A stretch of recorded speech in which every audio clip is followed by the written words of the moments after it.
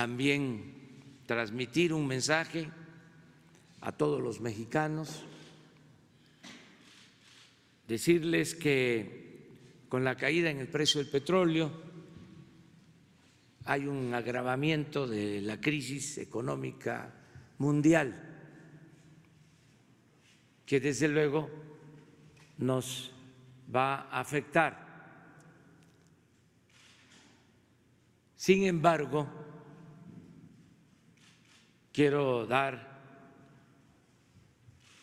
la garantía, la seguridad de que vamos a poder los mexicanos enfrentar esta crisis. ¿En qué baso mi optimismo? En la fortaleza de nuestro país, en la fortaleza de nuestro pueblo.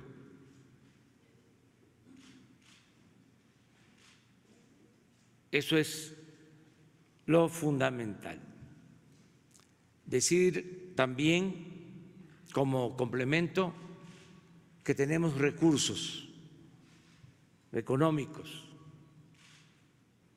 materiales suficientes, que tenemos de qué echar mano frente a la crisis, porque en el tiempo que llevamos logramos ahorrar recursos por no permitir la corrupción y por llevar a cabo, por hacer un gobierno austero, sin lujos, sin extravagancias. Tenemos reservas suficientes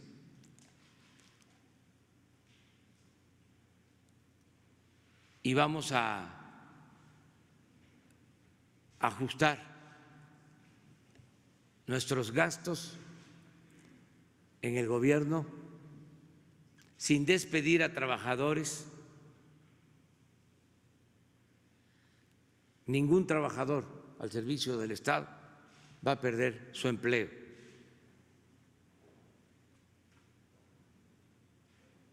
Pero sí vamos a reducir aún más el costo del gobierno a la sociedad. Y esto nos va a permitir liberar más fondos. El dinero no se va a quedar en el gobierno, sino se va a seguir trasladando al pueblo.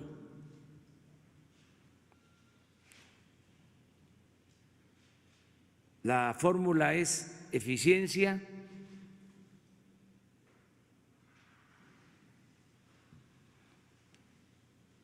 honestidad,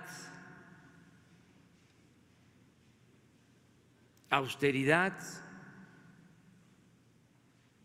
y justicia. Todo el ajuste, el apretarnos más el cinturón, tiene como propósito proteger a la mayoría de los mexicanos. Van a tener protección.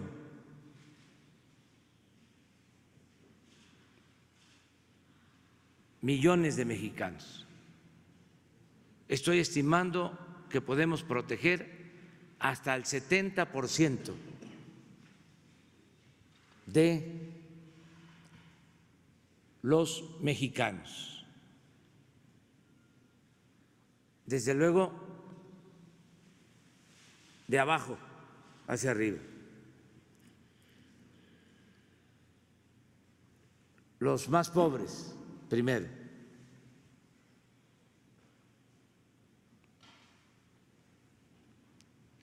ellos no tienen nada que temer porque no les va a faltar lo básico. ¿Qué es lo básico? La alimentación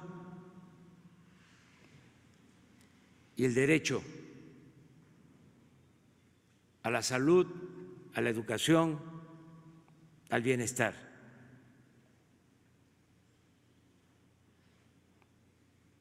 Ese es nuestro compromiso. Suceda lo que suceda en el mundo, aquí va a haber protección, porque ya estamos avanzados en el establecimiento del estado de bienestar, que significa proteger al ser humano desde la cuna hasta la tumba, desde el nacimiento hasta la muerte. Por eso, a pesar de la crisis, de la caída en el precio del petróleo, de la depreciación de nuestra moneda, de los pronósticos de recesión económica, a pesar de todo eso, tenemos recursos para distribuirlos, entregarlos a los mexicanos y que tengan ingresos para satisfacer sus necesidades básicas. Esta fórmula ya estaba en marcha desde el principio. Algunos no alcanzaban a entenderlo. Insistí mucho hablando de que si se acababa con la corrupción y se veía austeridad, con eso era más que suficiente. Y pensaron de que no se iba a poder así. Ahora, en momentos difíciles, va a quedar de manifiesto de que sin corrupción y con austeridad, sin lujos, sin extravagancias, sin derroches, podemos salir adelante. Puede haber justicia, bienestar para nuestro pueblo. También pedirles a todos que nos sigan ayudando, no saliendo de sus casas, no relajando la disciplina que se necesita para terminar de enfrentar con buenos resultados la pandemia del coronavirus. Que sigamos en nuestras casas, que nos sigamos cuidando, que cuidemos a los adultos mayores, a los enfermos, que nos sigan ayudando los empresarios, no dejando de pagar a sus trabajadores, que siga quedando de manifiesto que sigamos dando el ejemplo de solidaridad, de fraternidad, como ha venido expresándose en este tiempo, y que se guarde la sana distancia, que continuemos, ya falta poco, ya vamos a salir de esta pandemia. No ha habido, afortunadamente, ningún descontrol. Todo se está presentando de acuerdo a lo previsto, de acuerdo a lo que han proyectado los técnicos, los especialistas, y estamos preparados para enfrentar el momento más difícil. Tenemos las camas, tenemos los equipos, tenemos los médicos. Esto va bien, pero lo que hemos logrado ha sido por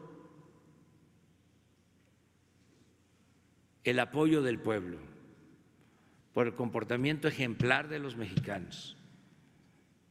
Ya se ha dicho muchas veces desde el principio que esta epidemia no se curaba solo en los hospitales, sino en las casas, que la íbamos a vencer todos juntos, como lo estamos haciendo. Muchas gracias.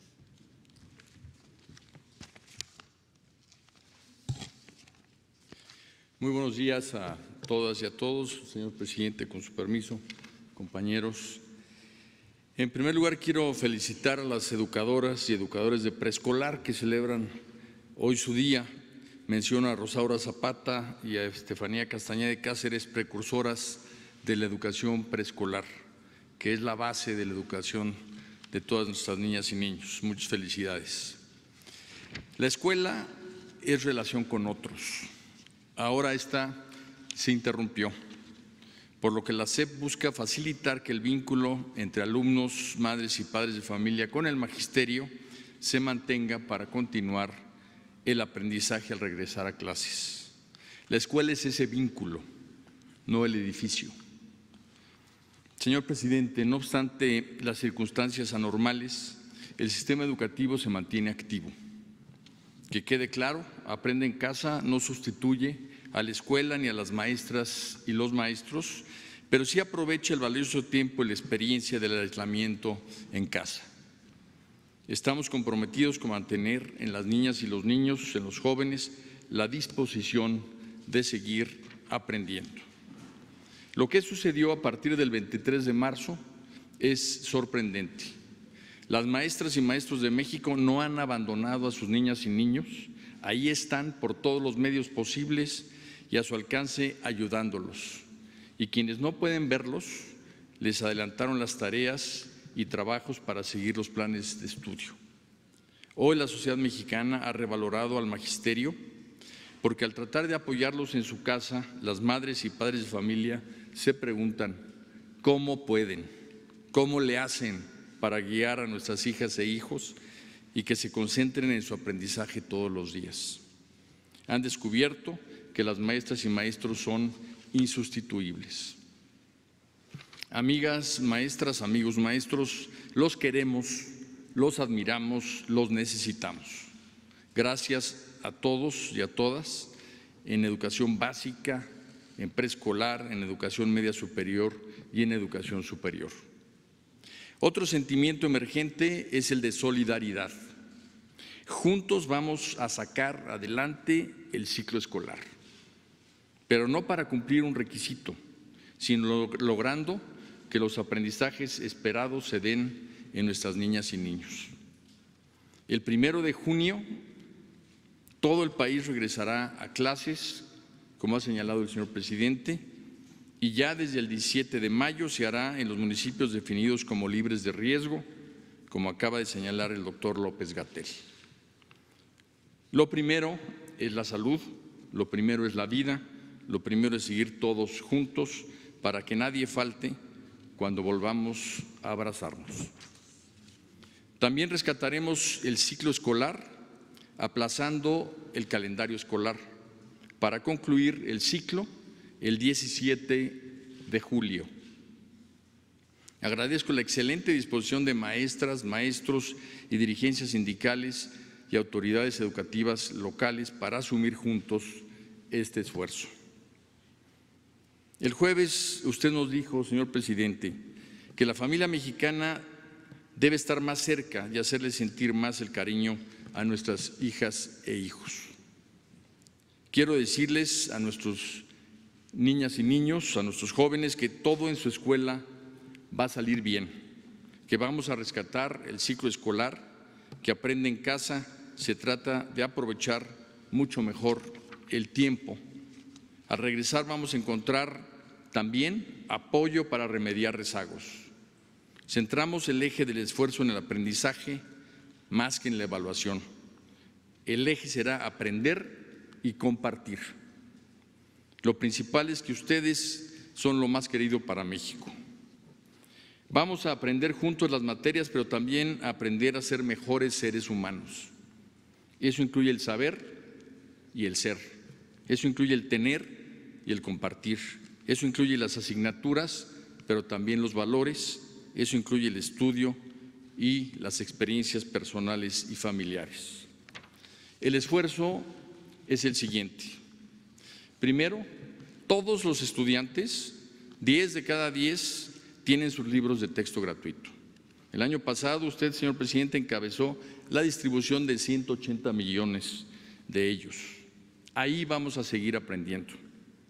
Por cierto, tan solo ayer, 250,000 personas consultaron la página de los libros de texto gratuitos que ya están en formato digital. Los libros de texto gratuitos son el eje del aprendizaje para apoyar a nuestros estudiantes, pero también tenemos auxiliares educativos emergentes. La inmensa mayoría de nuestros alumnos, 9 de cada 10, tienen televisión. Ahí estamos aprendiendo a aprender. Y la equidad, como es la norma de la Cuarta Transformación, nos permite utilizar esta herramienta como auxiliar por su amplia cobertura.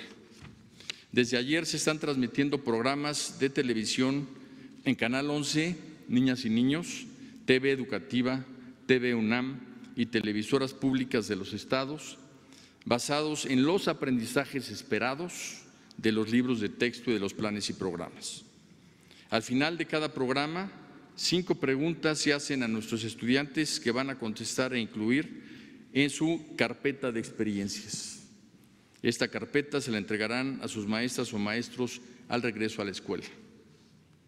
¿Por qué llamarla carpeta de experiencias y no de aprendizajes?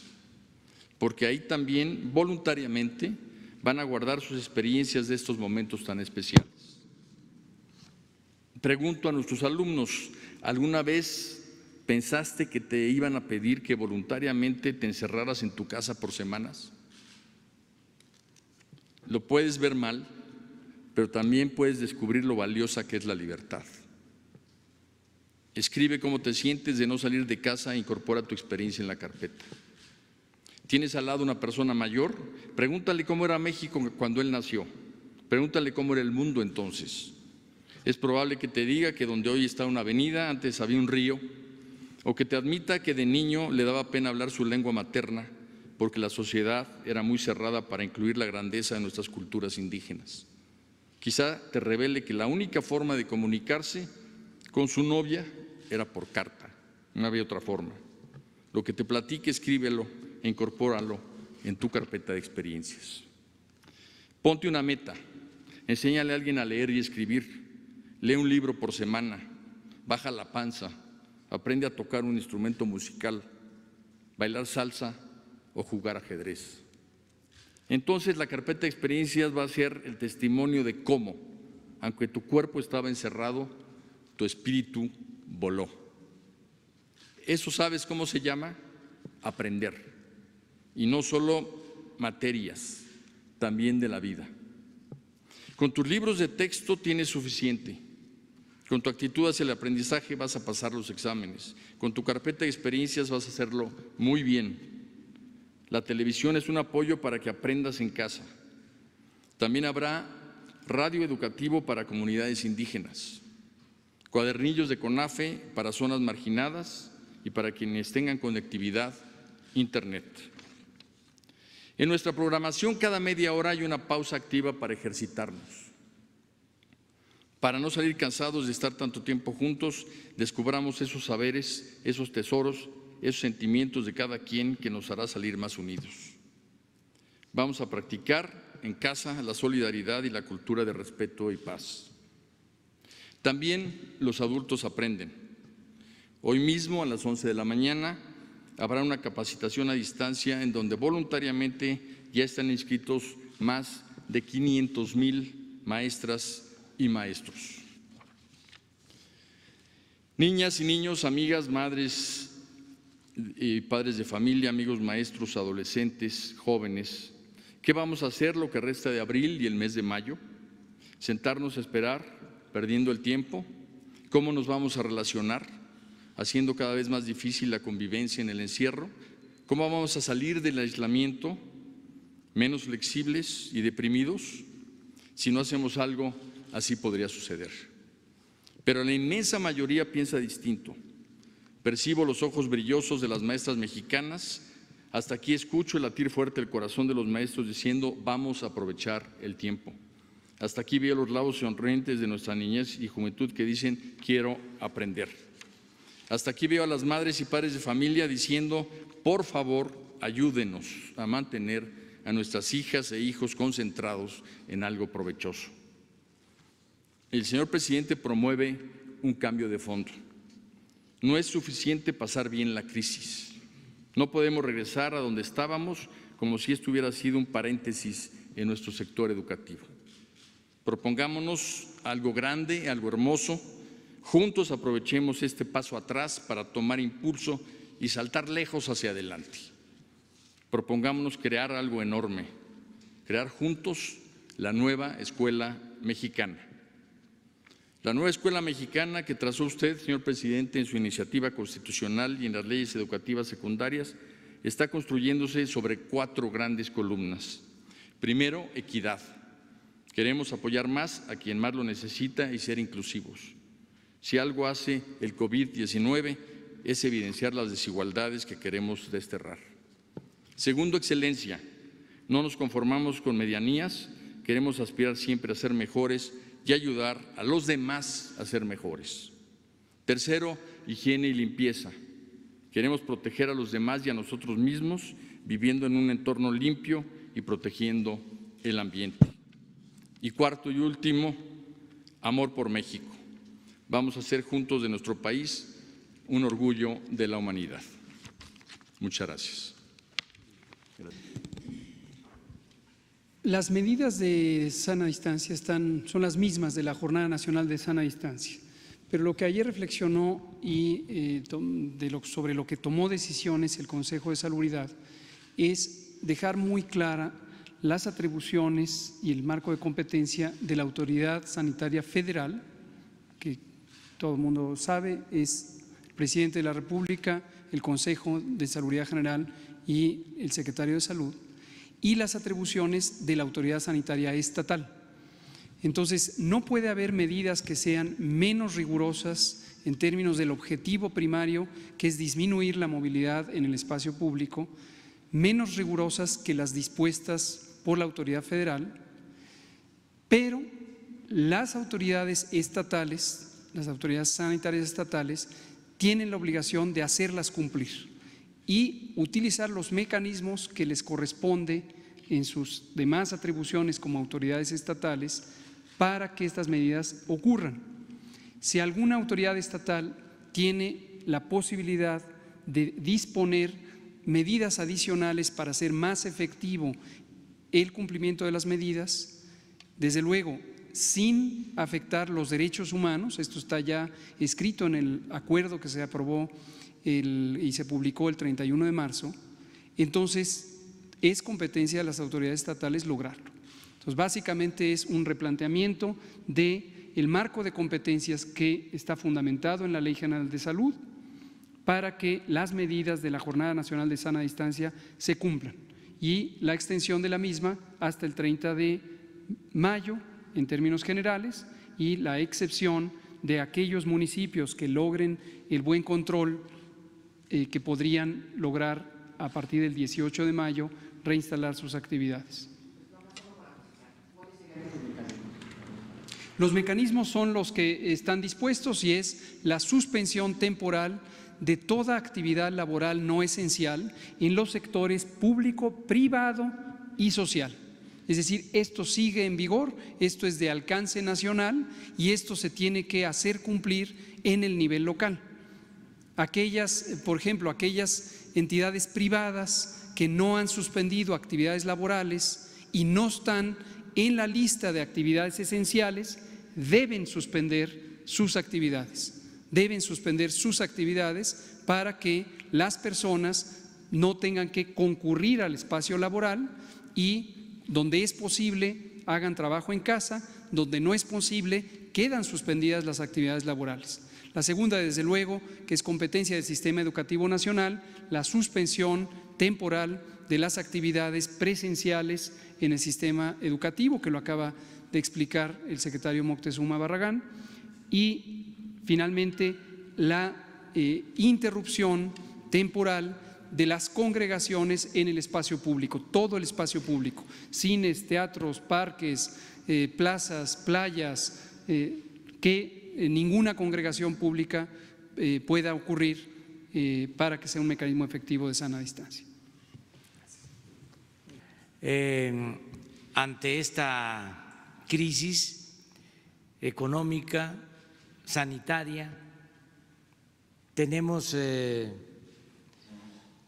una gran fortaleza y por eso, de acuerdo a lo que se decía en los carteles, en las cartulinas de las maestras, saldremos adelante. ¿Por qué?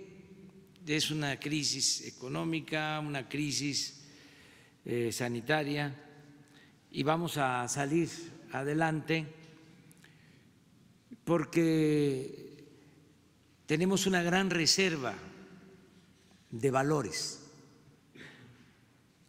culturales, morales, espirituales. Y esto está quedando de manifiesto. Nosotros hemos insistido mucho en que la felicidad se logra procurando que haya bienestar material y bienestar del alma, que es muy importante lo espiritual, que no solo de pan vive el hombre. En los últimos tiempos se le dio demasiada importancia a lo material. Creció mucho el afán individualista,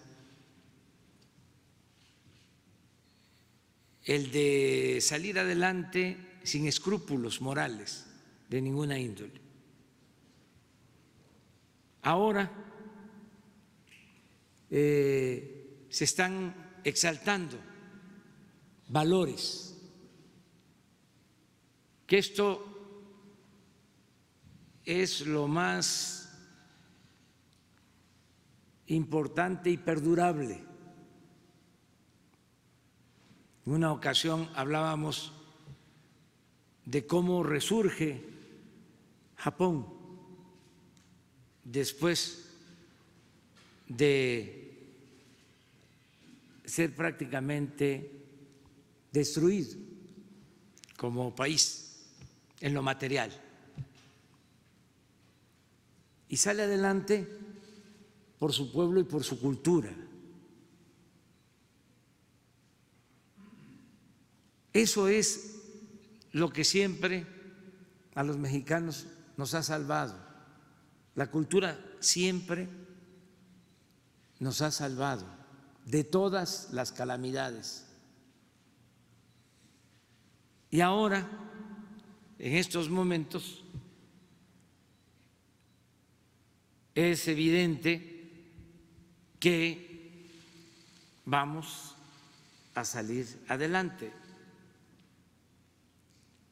Es muy importante el que en estos tiempos, por ejemplo, se dé este acuerdo entre el sector privado y el sector público en lo que tiene que ver con la salud. Y así muchas muestras de solidaridad. Mucha gente que está dejando de ganar. Y no estoy hablando solo de los más pobres, también de empresarios, pero que sostienen a sus trabajadores.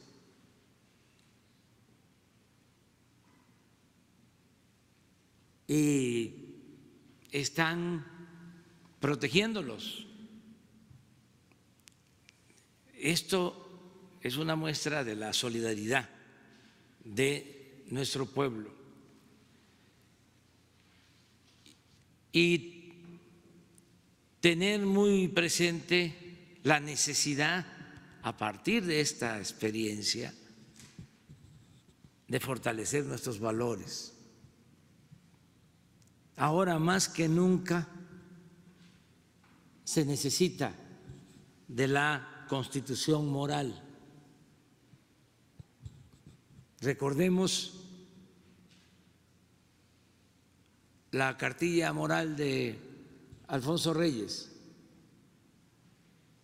de cómo hablaba de que hay preceptos, hay valores que son parte de un círculo de lo personal hacia lo general, círculos concéntricos, y él hablaba primero del amor a la familia, otro círculo, el amor a nuestros semejantes,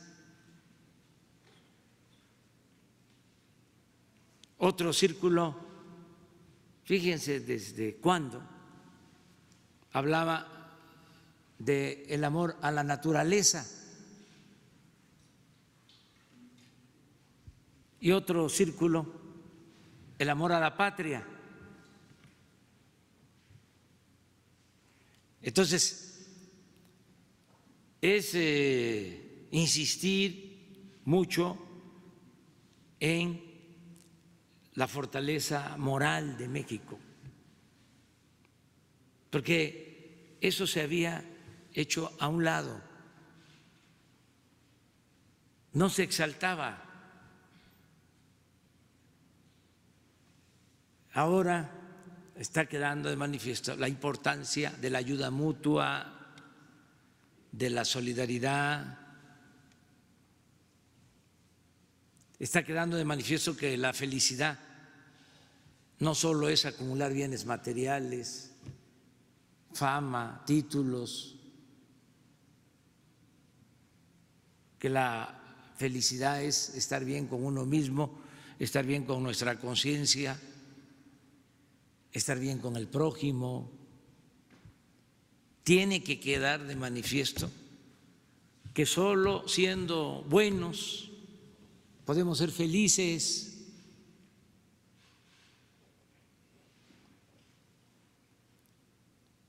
Imprimir más fortaleza a nuestros valores. Y esto no necesitamos importarlo. Por ejemplo, en Suecia, en Dinamarca, en esos países no hay corrupción. Y como no hay corrupción, no hay pobreza y no hay inseguridad y no hay violencia. Así es la fórmula. Si no hay corrupción, no hay pobreza.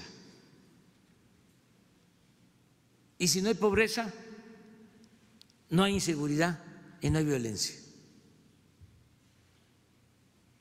Bueno, nosotros no tenemos por qué importar la honestidad que ya tenemos en nuestro pueblo,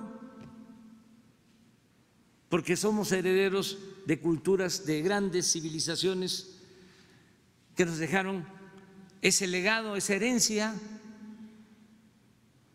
Es cosa de exaltar el valor de la honestidad, de llegar a la conclusión que la honestidad de nuestro pueblo es la mayor riqueza de México.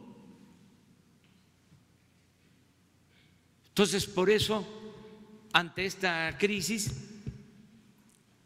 claro que salimos adelante en lo personal, en lo familiar, como sociedad, por esa gran reserva de valores que tenemos. En el caso de lo que corresponde al gobierno, repito, estaría yo angustiado si no supiéramos cómo hacerle y si no tuviésemos ahorros, si el año pasado ejercimos en presidencia 800 millones y el último año del gobierno pasado 3.600 millones. Este año, ¿por qué no pensar que podemos funcionar con 400?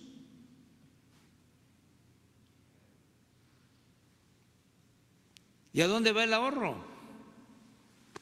De 3.600 a 400. Si hago bien las cuentas, son 3.200 millones. Imagínense cuántas becas, cuántos apoyos a adultos mayores, a niñas, a niños con discapacidad, cuántos créditos para pequeñas empresas familiares. Estoy poniendo el ejemplo solo de una oficina de gobierno. Si esto lo aplicamos en general, vamos a poder transferir muchos fondos. ¿Qué pasaba anteriormente? El gobierno estaba ensimismado. La mayor parte del presupuesto o se desviaba por la corrupción, iba a parar a unas cuantas manos, o se utilizaba para mantener un aparato gubernamental oneroso, costosísimo. Imagínense aviones de lujo, los 8,000 elementos del Estado Mayor que cuidaban al presidente, todos los gastos excesivos. Si eso se elimina, como se ha venido haciendo, pues todo ese ahorro va a la gente humilde. Si ya no hay corrupción, pues ese ahorro va a los ciudadanos. Si ya no se condonan los impuestos a los llamados grandes contribuyentes, y pagan sus deudas porque ya no hay influyentismo, porque no hay impunidad, pues se fortalece la hacienda pública y se tienen recursos para ayudar a la gente. Eso es lo que se está haciendo. Y no estamos acudiendo a organismos financieros internacionales, contratando más deuda. Ahora que se cae el precio del petróleo, habíamos iniciado desde el año pasado, y lo puedo probar, la rehabilitación de las refinerías. Ayer ya procesamos en nuestras refinerías 800,000 barriles de petróleo, de el 1.700.000 que producimos, casi la mitad. En mayo vamos a estar procesando 1 millón de barriles. ¿Qué significa esto? De que vamos a poder producir más gasolinas en México y dejar de comprar gasolinas en el extranjero. Y esto nos ayuda a temperar la crisis por el desplome en los precios del petróleo crudo. También, ¿por qué no nos afecta tanto lo de la caída en el precio del petróleo? Porque invertimos el año pasado en la perforación de pozos, se trabajó en campos nuevos y ya tenemos esos pozos. Y esos pozos nuevos, ahora que no tiene valor el petróleo, le podemos cerrar las válvulas,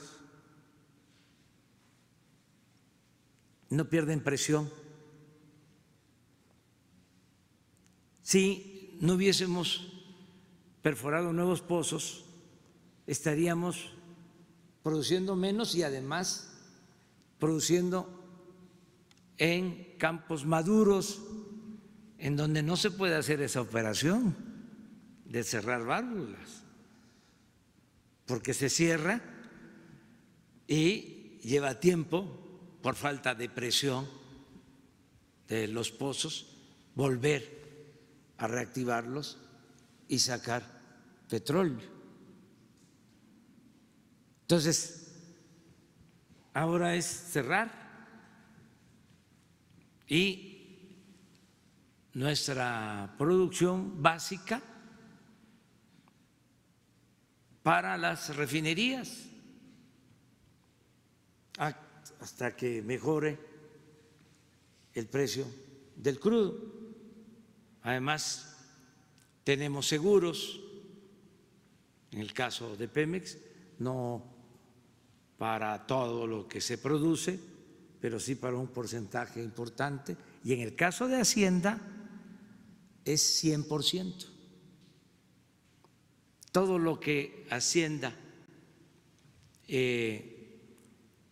proyectó adquirir por derechos pagados por Pemex está asegurado. Esos recursos los tenemos, porque actuamos de manera precavida y se compraron estos seguros. Entonces, por eso le puedo decir al pueblo de México que vamos a salir adelante. Pasado mañana, porque estamos trabajando en esto, va a estar con ustedes el secretario de Hacienda, la secretaria de Energía y el director de Pemex, para hacerles todo un planteamiento sobre el manejo que proponemos de Pemex, de todo el sector energético, a partir del esta crisis por la caída en el precio del petróleo. No quiero decir de que es una crisis que vino de fuera, como antes, que se hablaba de factores externos. Eso es obvio, eso es de dominio público, que es una crisis mundial. Y yo agregaría que es una crisis del modelo neoliberal mundial. Nosotros ya lo sabíamos, de que ese modelo no funciona. Y por eso dijimos que íbamos a iniciar una estrategia distinta. Ya hablamos, hasta escribí un libro de la economía moral para esta nueva etapa. Pero no hablo de la crisis mundial, sino más que nada de la fortaleza de nuestro país para enfrentar cualquier crisis, sea externa o interna, que se nos presente.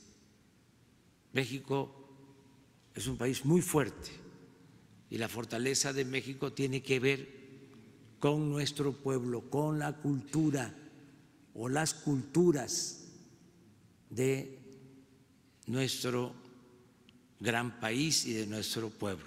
Entonces, vamos a salir adelante.